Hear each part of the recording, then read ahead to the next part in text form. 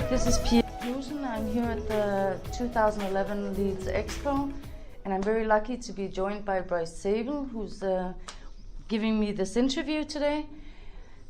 Hi, Bryce. It's great to be with you, and I hope you've enjoyed being here as much as I have. Oh, I have. It was terrific. So interesting. You're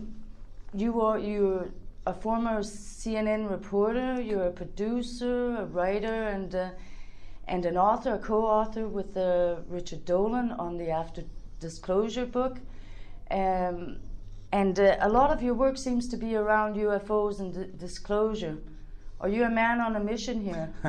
That's a good question. Well, it's interesting. I've done a lot of work in my career. I think I've written 120 screenplays. So the fact that 4 or 5 or 6 of them are UFOs doesn't mean that that's the only thing I do. But I have to admit, I'm compelled by the material. I mean, UFOs and what they might represent to us as humanity is, you just don't get a bigger story than that. So I'm compelled by the material. And over the course of my career, I've had a chance to, sell some of these projects, and then I like to do the research on them to make sure that I can make them as realistic as possible. And the more I've read, I've come to the conclusion that there's something accurate and something realistic going on, and I think that makes these projects even more compelling. Okay, you're doing a great job. I saw your Dark Skies, and it's so close and accurate. And I hope you keep on doing it. I'm looking forward to the Magic Men you're starting here. I'm very excited about that. It's interesting that you say Dark Skies is close and accurate. I mean, that was not our intent. I think our intent was to do the best television series we could, and obviously there's exaggerations in the series and so forth. But what we did try to do with Dark Skies was something that hadn't been done before, which is to take the invasion genre, if you will, the alien invasion genre, and to try to infuse actual events from not only history, the history of the world, but ufology and ufological history. So that's, to me, I think what sets Dark Skies apart. Not that, it's not a documentary, it's a dramatic television series. But as a dramatic television series, it pays respectful concern to the history of ufology. And I think for people who know ufology as you do and the people who are watching this do, it is rewarding in that regard. It's the first time I've seen it be so accurate, so that I really appreciate that, instead of making all these fear factor kind of scenarios. When did you get interested in the subject? That's, I believe it was in the late 80s. Well, first of all, that question makes you really go back to your childhood. When did you first actually become aware? And I think the first time I actually paid any attention to the fact that UFOs might be real and interesting was, I think my mother was a member of a book club, and we got The Interrupted Journey, the Betty and Barney Hill book. Yeah. And I remember that she read it in a weekend, and then I picked it up and started flipping through it, and I just couldn't even believe it. It just seemed, I mean, nobody was talking about abductions in those days, so it felt like science fiction, and yet it wasn't written as science fiction, and it wasn't sold as science fiction, and I just remember that kind of blowing my mind as a young man. Flash forward to the 80s, when I had already established myself, as a screenwriter and series creator, and I had this idea that to take the abduction phenomenon, but to tell a story where people use someone who was being abducted as bait to try to shoot down a UFO. So I tried to combine a lot of things, and to me it was just a dramatic story, no more. But I started reading in order to do the best job on that screenplay. And the more I read, the more I kind of said, well, wait, this has the air of truth to it. Yeah, it's closer to home than you expected. Absolutely. Yeah. So I went from, I guess the road that I've traveled has been from not knowing anything to being agnostic on the subject to now just saying, that of course some of this is real. I don't, by the way, buy into every aspect of ufology. I don't agree with everyone who's out there and who has spoken. But I do think the one thing that I started my lecture with last night that I would subscribe to, which is I'll at least stipulate this: at least some of the things flying around in our skies are advanced technology built by somebody who's not us from someplace that isn't here. I agree. That much I'm going to say, and I'm going to agree with that. And within those constraints, I think that's probably one of the most compelling stories that one can ever tell. Yeah.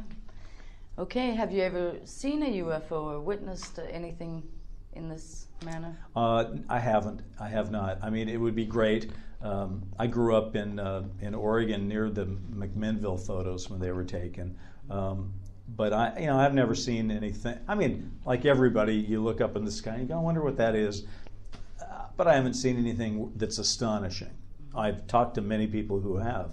But most of my belief system doesn't come from having an event happen to me. And I know that is what radicalizes a lot of people. But my belief system comes just from reading people like my partner Richard Dolan, who have done the hard work of really validating some of these cases and talking to the pilots and the radar people and the military and the police. And when I start to take that big picture into consideration, I don't need to have seen one for myself. No. The evidence seems strong outside of that. Richard, he's just a great researcher and has done such a great job and keeps it really grounded compared to many people. So I'm looking forward. I haven't read your book yet, your new book, but I bought it yesterday. Fantastic. So I'm really going to go home and have fun. You know, one thing I will say about that book, when Richard and I set out to write it, we sort of surveyed what was out there. And I think you could safely say there's at least 5,000 books written about UFOs. Probably a lot more, maybe 50,000. I really don't know. But there's a lot. And they all seem to have one primary purpose, which is to validate and prove the reality of UFOs. And so we decided not to write one of those. So the book that we decided to write was one that we hope will be unique and different, which is we basically wrote it for the people that already know there's truth in the UFO situation, and there's already reality there. And we said, let's take that journey and let's talk about what the future is going to look like when it isn't just a few people who are in the know, but when the whole planet figures it out. How is that going to change life as we know it? Do you believe that full disclosure is close by? Is it going to happen, do you believe, in a shorter period of time?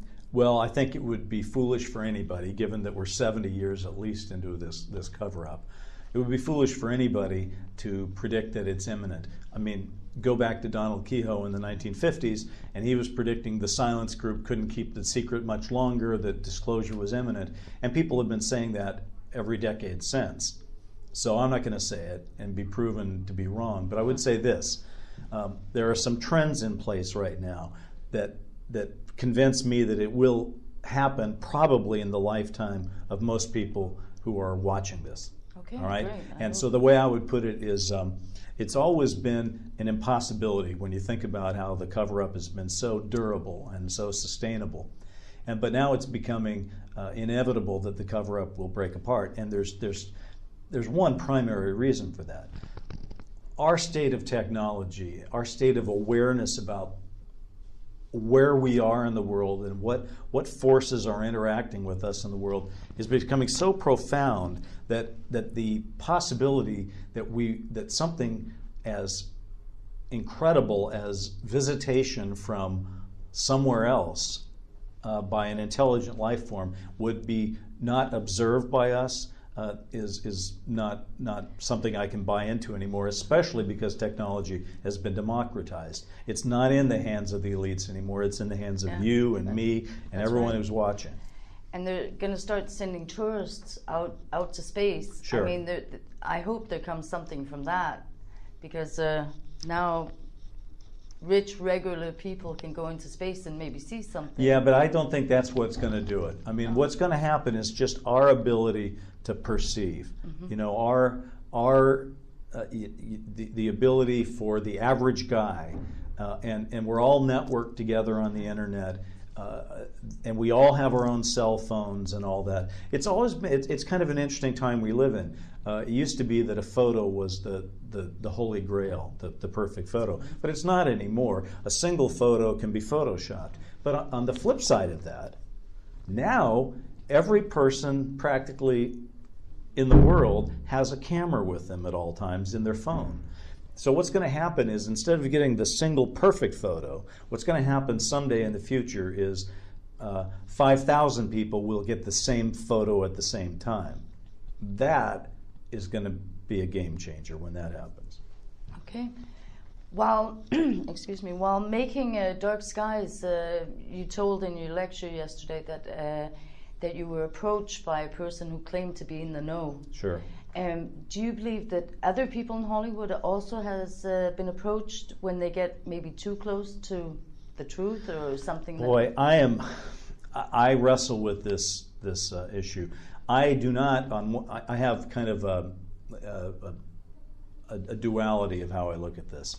I do not believe that Hollywood is being overtly manipulated on a sustaining basis by any outside influence. In other words, Hollywood doesn't need the secret keepers, majestic, whatever you want to call them. Hollywood writer, producers, and studio executives don't need anyone telling them to make movies about aliens. They make movies about aliens because they can sell box office tickets to it. So I don't believe in manipulation of that regard. And you made that clear in your lecture. But what I do believe, though, is that I had a really unusual experience, which I am unable to say whether it was as authentic as it felt.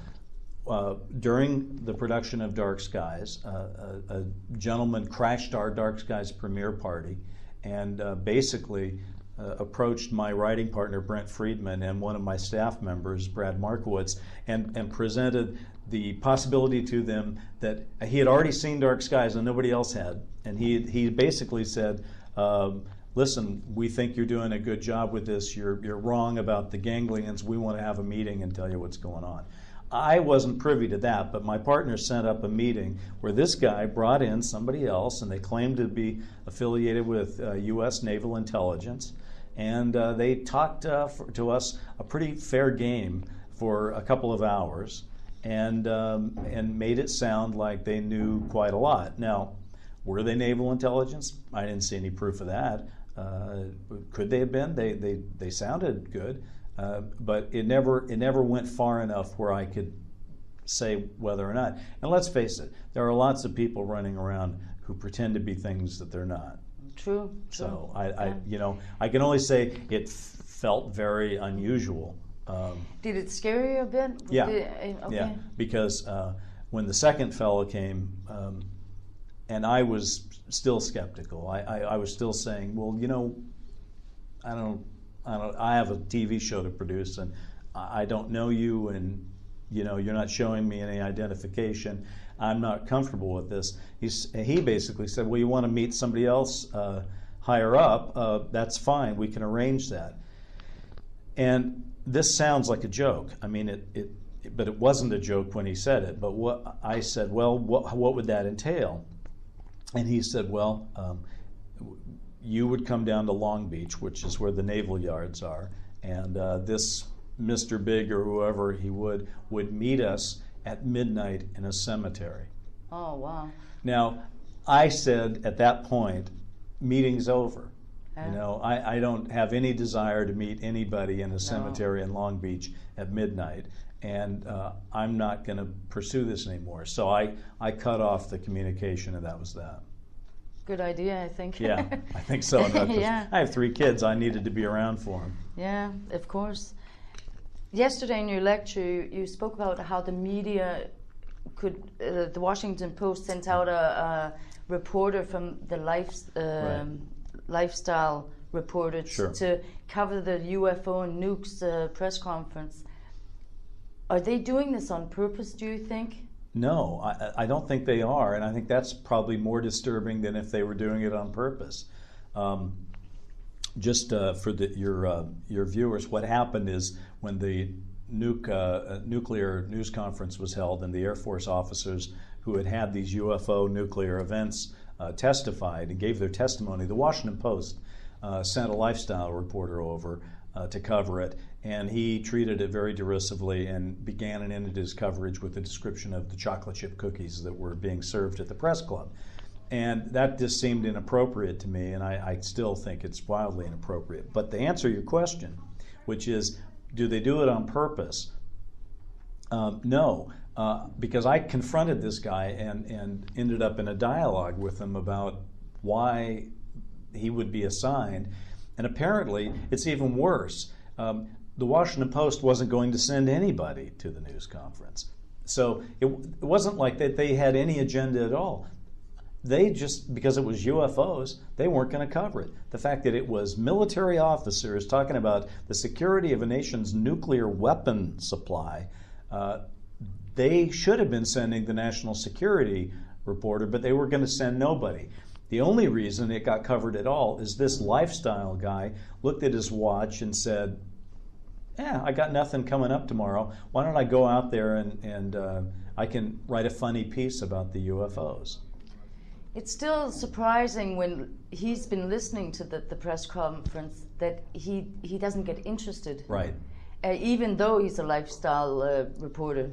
But I really enjoyed the way you kind of got even with the reporter and the Washington Post. I thought it was great. Yeah, thanks. Could you tell us a bit about that? Well, what we did is, look, I believe we have to, when people are going to treat us in a way that is irresponsible, we have an obligation to start fighting back a little bit. And sometimes you have to fight fire with fire or humor with humor. So when this guy was sort of treating the whole thing as a joke, we did fire back on our website. We wrote a really detailed series of essays that called him to account and published those. And when he wrote back, we wrote about that.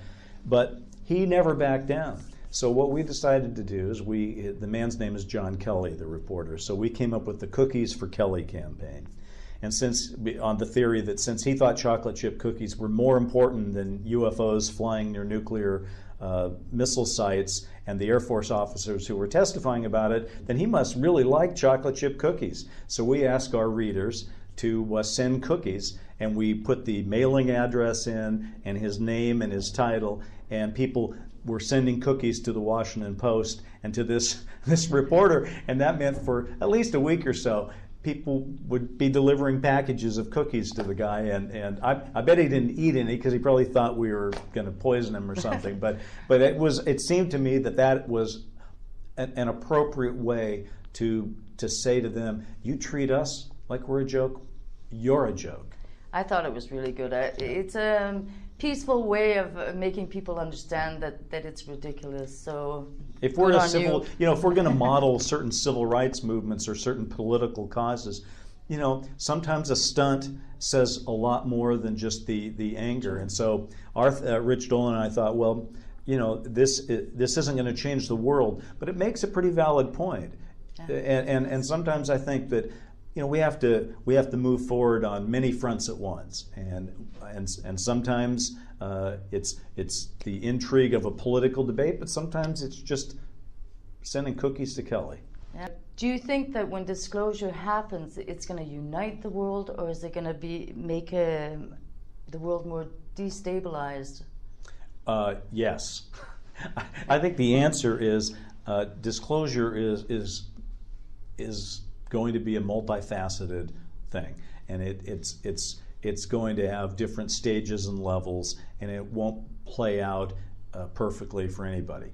So yes, initially it's destabilizing. Certain power groups are going to be destabilized by it, but so will the average person, and because the average person is going through life with their own set of problems, and suddenly some official is going to dump on them that UFOs are real and we may be getting visited, and when everybody realizes that at once, and it's on the evening news every night for months and months and years at a time, yeah, that'll be destabilizing because it will take people time to get their heads wrapped around it. So that's part one of it. But is there an upside to it? Well, given that we don't know exactly who these visitors are or what they want, I can't answer that perfectly, but I can suggest that if what comes and presents itself to us is something comprehensible and something that we can work with, that isn't a declaration of war or something, then yeah, I think as time goes on, it will change people's perspective. It won't happen overnight, but as time rolls forward and we begin to see ourselves in a different light, we'll also see our neighbors in a different light. And the hope would be that you begin to see the things that unite you, especially if you think there are other intelligent species out there, which I certainly do, then it certainly makes the differences between you and your next door neighbor not as strong. So I do think it could be a unifying thing with time. With time. Yeah. And the caveat to all of that is, just because disclosure happens is not going to change the fact that we are human beings ourselves, and that we behave in sometimes emotional and irrational ways, and we have historically done that, and there's no reason to believe we won't do that again. So we probably will have a disruptive phase, and when it finally gets worked out, there'll be history books written about it, and there'll probably be required reading in the schools for forever. It's going to make a big difference, and I'm looking forward to reading about it in your book. But could you tell me some of the things you and Richard decided on, which things it could change? Well, it's more than what could change. Everything will change. Yeah. But it will change in ways that sometimes are unpredictable and sometimes can be very well predicted. You can look to the past to see what certain things will happen. I mean, let's talk about from the moment that we look at life this way. There is BC, before confirmation, and AD, after disclosure. From the moment of disclosure, you're going to see changes in the economy, the military, the government, science, religion, culture, you name it. Across the board, yeah. Everybody will try to make changes. There will be winners and losers in disclosure, as there is with any large change. For example, the government will be exposed for having lied. So they will have to take measures to try to regain the trust of people. So you'll see investigations, you might see truth commissions, things like that. The media will be seen as having missed the greatest story ever, and they've completely missed it. So at first people will not trust the media, but we'll still have to watch their product because we'll be interested in seeing what they're reporting about this disclosure event. The military will probably stand up their armed forces immediately as a show of support, and then the question will be why did they keep it? Why did they participate in the secrecy all these years? The economy will probably be rattled first and foremost because, let's face it, our economic system is very tied in to perceptions that people have about how things are going. So the economy will be rattled right away, and I think you can predict easily that the stock markets will be closed instantly for a cooling off period. We did it after 9/11 in the United States. Obviously, that will happen again, and probably stock markets worldwide will close for about a week or two or something like that. Banks may have to close. I think you can also predict people will go to their stores and buy everything on the shelves. And you can predict that when people who then come to those stores and see empty shelves and panic, that there'll be some rioting of some kind and some martial law. Those are short-term things. Long-term, you're going to see science and religion completely trying to take in this. For science, this means all kinds of things they declared weren't real are real. For religion, it means taking a different look at how the universe looks. There are signs of progress on religion that certain religions seem to be prepared to accept that. I think the biggest loser is science, and yet, again, like the media, there'll be no alternative but to embrace our scientists and ask them to get to work on this new material. They have to really speed up quickly. That's right. Get on board. That's right. The secrecy of this is a kind of a just speculation, but do you believe that the secret they're hiding from us is because for their own gain, or to kind of I don't know, help humanity? Right. Well, I think secrecy it is not yet clear how this is going to play out. On one level, there are two ways to look at disclosure and what's gone on historically. On one level, there's the people have a right to know, and on the other level, there is the people can't handle the truth. And these two forces have been in conflict, and the people can't handle the truth forces have won. They have kept the secret. And the one thing you could argue is that the others, our visitors from wherever they are, and the people who have kept the secret agree on only one thing to be sure of, and that is that they should have kept the secret. Yeah. So, will secrecy in disclosure turn out to be a good or a bad thing? It's unclear. If people have kept this secret only for personal or corporate gain, then it will be looked at very negatively.